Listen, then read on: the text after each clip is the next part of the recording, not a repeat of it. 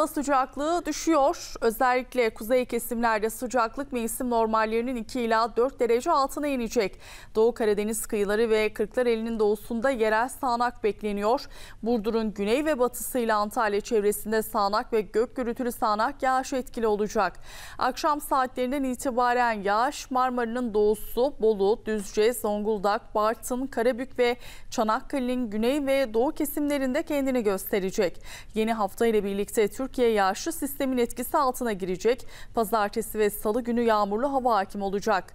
Bugünse İstanbul'da yağmur geçişleri olacak. Sıcaklık 22 derece civarında, sert rüzgarlar devam edecek.